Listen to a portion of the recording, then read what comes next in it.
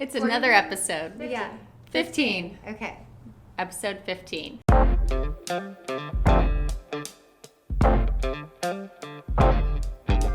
Hello. So today we're going to do something fun. Okay. We have yeses and nos, and we're going to rapid fire say if we would get it or not. Right. And then we'll talk kind of why. Yeah, right? we'll talk about why. Okay, I said...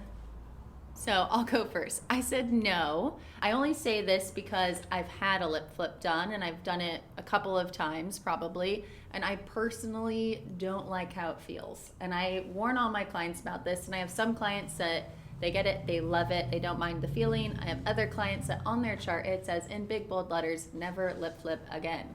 And I'm one of those. So when you do a lip flip, it does inhibit you from being able to curl your lip, and I don't mind not being able to drink out of a straw, but it does make saying letters like P or M or anything that you have to bring your lips fully together.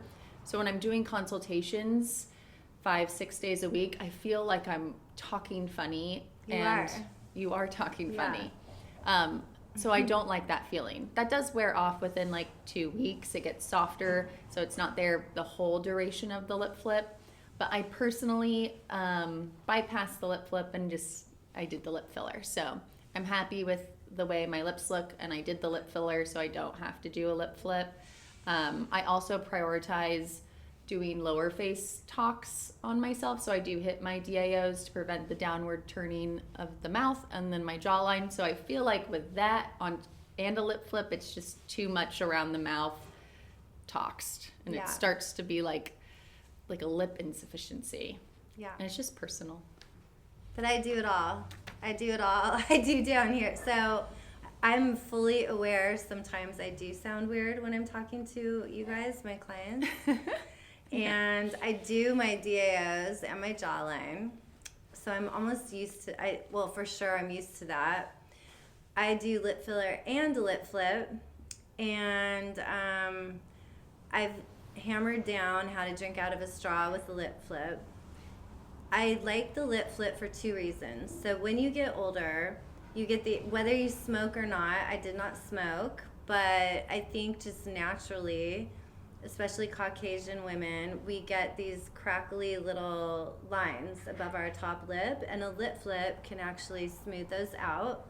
That's my number 1 reason. My number 2 reason that I think a lip flip is good, and I do it most often on people that are debating, they're kind of like on the fence of should I get a lip filler or should I try it first with the lip flip. So I'll tell them you can do like training wheels is a lip flip. If you don't mind having a bigger lip, then we move forward with filler. So for me, I like both. So I do both. I'm just extravagant, that's all. Yeah, mine was just personal. There are some clients that I actually do both on. Of note, if you have an M-shaped lip naturally, meaning most of your volume is sitting centrally, and when you smile, the lateral portions of your lip kind of curl in and disappear, and it looks like you only have a lip in the middle. A little bit like a mini version of a lip flip, placing talks directly into that M fold on both sides helps keep that lip rotated out so that with your lip filler, it looks very complimentary, especially when you're smiling. Like a wider smile, rather than turning into like a little central. Yeah, because no matter what, if you do have that really strong M-shaped lip, at rest your lip filler is going to look beautiful, and we can, build some structure with the filler. But when you smile, your muscles are just trained to curl in. So putting a tiny, teeny, tiny mini lip flip of talks helps prevent that. Yes. All right, next one. It's preference. Okay, next preference. one. Thread lift. Okay, and I say no. I say no too. I was we've gone to a ton of trainings and conferences, and in fact, she was actually a model during a thread lift training. Yeah. And one, it looked not fun to get done, looked kind of painful. 2, I do think that it's a lot of money. It's a lot of, there's a lot of potential issues with threads where you can get dimpling or you can feel the edge of the thread poking out. Downtime. And downtime, yeah. And I really don't believe that the thread lift lasts enough time for what you have to endure. Yeah, I never really was craving threads, but I love, and I still love a director we had worked with. He's a plastic surgeon. And so I was his model on a thread lift class, and he blocked my whole face, so I can't tell you that it's painful because I didn't feel anything, which was lovely. But I had my downtime was probably a week, and they're very expensive, and they dissolve. So they're extremely costly. And for that price, you can get 3 Sculptra, you could get something that's going to last, a soft wave, easy soft wave, something that's going to build. They do say threads build collagen because you're damaging the tissue and it's going to be replaced with collagen. Ultimately, thread is just a dissolvable suture. It's a suture. What I really didn't like is that by smiling, or even like if I would cough or sneeze, I could feel it. It was weird.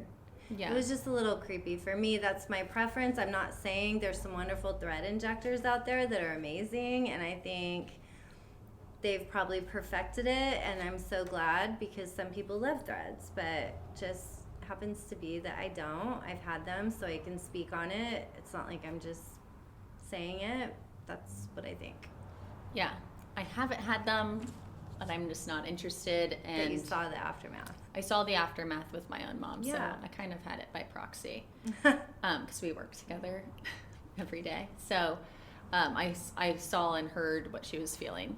And I also think, they're so expensive, and the initial like true tug that you see a lot in like before and afters online, it just doesn't last. That won't stay that way. Maybe for dissolves. 2 weeks, but yeah. The threads dissolve. At that point, you might as well just put that money towards having A an actual facelift surgery later, yeah. All right, Yes. next. All right, next up is a bluff. Love. Yeah, I said yes. I wouldn't get one right now. I don't. If anything, I have which I learned in a training. This is another long story, but I actually have like a really open lid and actually have too much space open up here. There's too much space. Yeah, remember we were with Dr. Creamy and we were training on filler. We were doing a cadaver course, and he was talking about how you can place a tiny bit of filler in the medial upper, basically right under your brow to pop out that depression. And I'm looking around the room at people that are also in the training thinking like, who would need this? And then he looks at me and he's like, you would be a great candidate. And I was like, oh. No. But I don't have lid laxity yet, so clearly my yes is not like for tomorrow.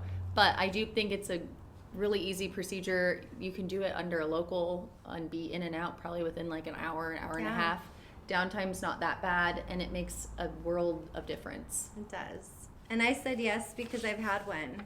Again, I've done it. So I think I've done a lot of the things. But I've had one, and I did have lid laxity, and I loved it. I went back to work in I think it was 5 days. Granted, I was doing anesthesia at a plastic surgeon's office, so it's not like people were freaking out.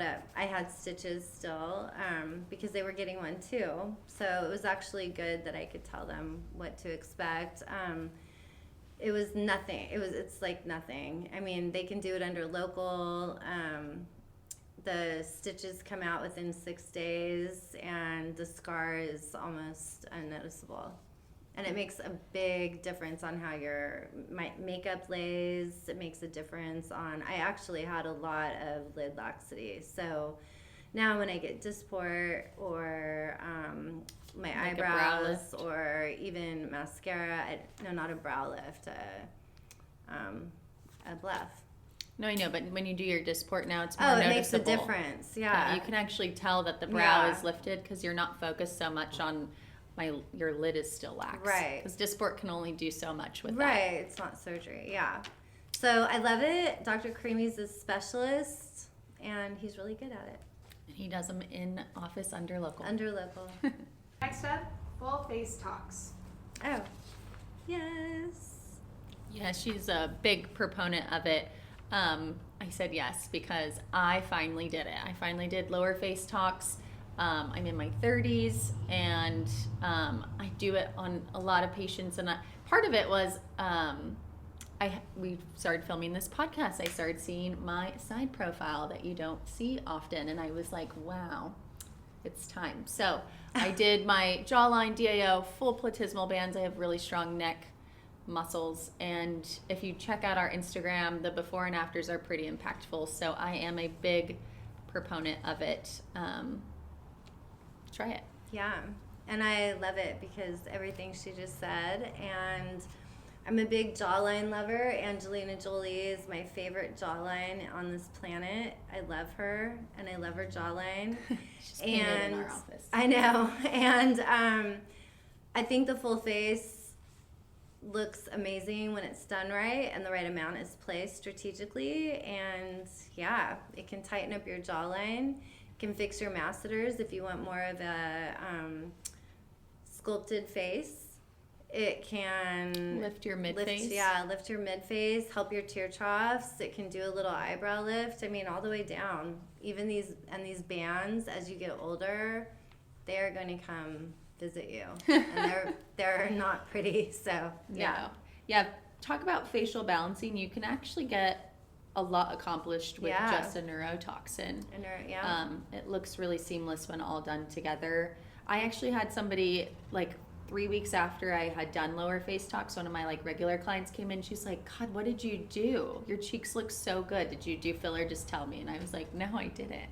I have no filler in my face besides my lips. So you can get a great outcome with a full face just neuromodulator. It does add more to the receipt, but it's definitely worth it. Yeah. And lower face talks, I feel like the benefits stick around a lot longer because it's a balance between muscles. We're like manipulating the tug and the pull, and it's almost like doing face yoga for like 3 or 4 months with the mid face and your cheek muscles, and they don't just automatically drop. Yeah, you kind of help reposition stuff, so it's definitely worth it. It is very worth it. CO2 laser. No, I was torn. I'm kind of torn. I'll just say yes because I suppose it could be good. I said no, and again, it's a personal reason. I had a CO2 laser done. I did a really light CO2 laser just for resurfacing purposes, but CO2 lasers are a bit more on the aggressive side, and there's some people that just aren't good candidates for it. I have melasma, and you're risking potentially worsening the melasma with any laser. There's better lasers than CO2 for people that have melasma, so that's why I said no. I think if you're gonna do a CO2, you just gotta do it. Like, I don't know if the light CO2s are worth it, to be honest, from just seeing microneedle. Yeah, from seeing clients before and afters and seeing real results with a light CO2 or a medium CO2. I felt that, one, it was a bit spicy, even with numbing cream. I mean, I have a high pain tolerance, so that's never a reason why I wouldn't get a treatment. But the downtime was a bit more than what I expected, and my results were identical to if I just microneedled my face, to be honest. And the microneedling downtime is like a day, so I was underwhelmed. That's why I said no. Well, I've had a very, very, very strong one when I used to work at Dr. Moser's. I've had a very strong one. And that made a difference with my skin texture. I used to have pretty bad acne, so it lifted a lot of the scarring. And then recently I had probably a medium CO2, and I was also underwhelmed. So I think they can do different strengths for the CO2 laser. And like she said, I think if you're going to do it and pay for it and go through the downtime, just do a really big one, because the little ones and even the medium ones, I feel like you could just do microneedling and get the same effect. It's ablative, so You may at some point also have skin barrier issues. I broke out after mine. I mean, Could you find too with some people, tends to be like the lighter Fitzpatrick's. If their skin is not in like a really prime health prior to the CO2, that the CO2 can be so strong that they almost get even more like hypopigmentation. Like, I don't know, I've seen people that almost look see-through in some areas of their face from going too aggressive or maybe getting too many CO2s. So I just think there's better lasers out there that can do resurfacing, like Moxie or Halo. yeah, But again, I it's agree. preference. So I agree. Hairline talks. This is the one for sweat, right? I don't really sweat, so I said no because I don't really sweat, so I can't relate. I said yes. I saw that hairline tox is becoming more popular. It's something that's being talked about a lot on social media recently. I don't know why. But I do have a handful of clients that I do this for. And it does help if you're somebody that frequently goes to like yoga classes or cycling or something where you sweat a lot. It does help you maintain washing your hair all the time. Now that's a Oh. silly reason, but if you don't want to have a ton of sweat, it does help with that. I said yes too because I'm one of those people that if I had like a ponytail and I went to move my forehead, I have like interaction up here. Like my frontalis is, I think, big.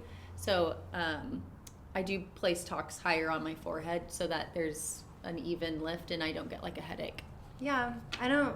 You mean like, yes, Like here. there is a separation Like on, right here. towards your crown, where your you can actually see on the side profile when someone lifts their eyebrow, their ponytail will kind of Come pop forward. up. Not everyone has Not that, everyone. but I don't have that, but so I guess that in that instance it would be good. The way I look at it is we're already doing. I always have Megan go high when she does my Botox or. so maybe you do Dysport. like hairline tox. I know, I'm confused. Basically like hairline tox. I know, but I thought you meant But the just, reason- just hairline. No, No, I not mean, just I do it all hairline. It's like in anyway. addition to stuff. But the Oh. big reason people do it is for mostly sweat. Oh, okay.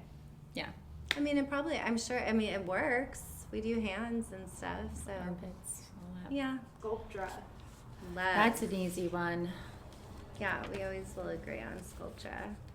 Sculptra has been around for a long time. It's here to stay. I think it's gained popularity finally for the absolutely right reason.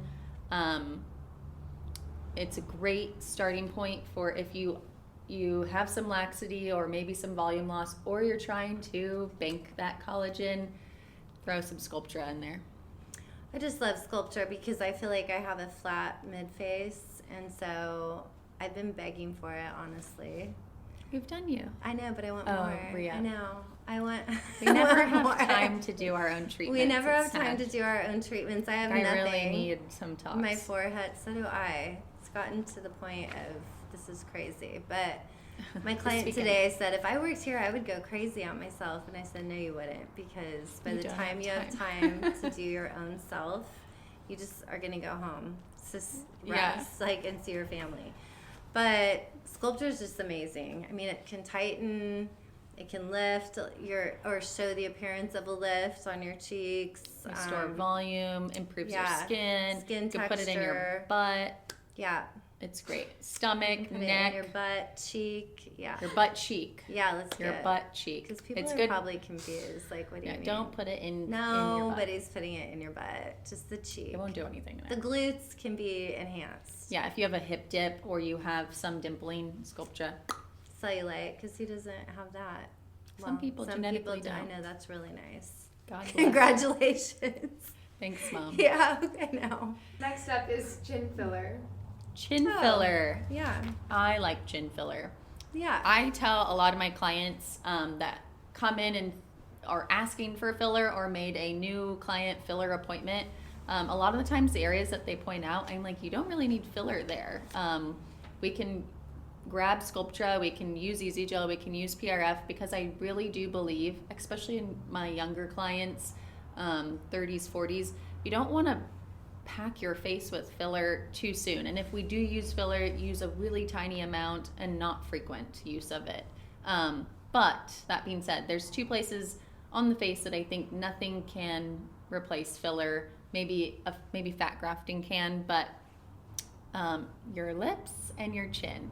Your chin, I really think you need filler because you need a higher G prime there that's going to mimic the bone to really give nice projection, and so that you don't have this big floppy, ball of a chin. So I love if you chin have filler. no chin. Or if you have a recessed chin, it's the only thing that's truly going to build out a natural looking chin.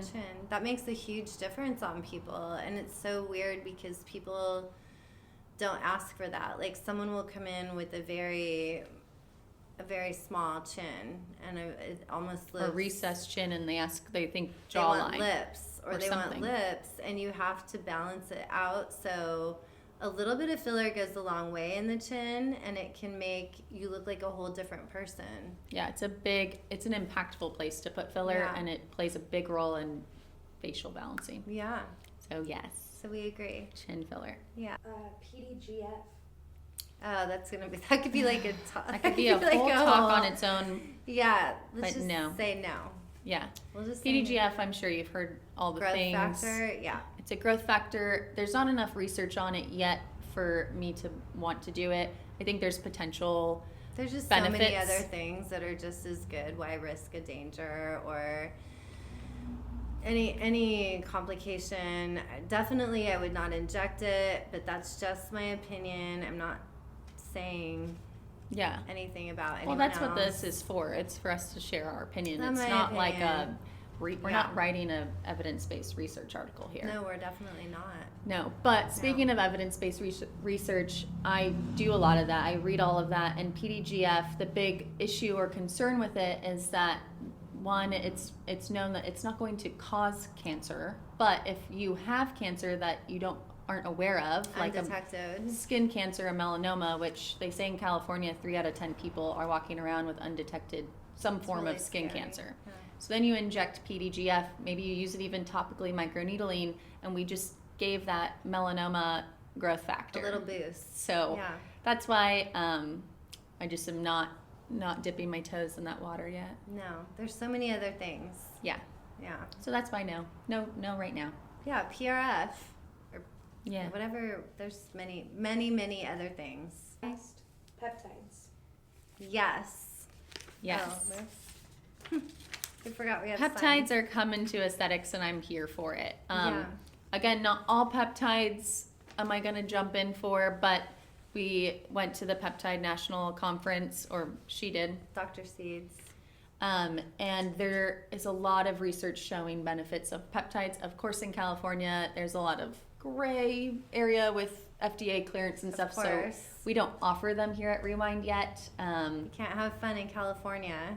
No. There's a law for that. There's a law. everywhere. Yeah. But there are really good peptides out there. I think for beauty purposes or aesthetic purposes, GHKCU, which is a very fancy name for copper, that's a great peptide to cycle on and off with. You need copper to make collagen.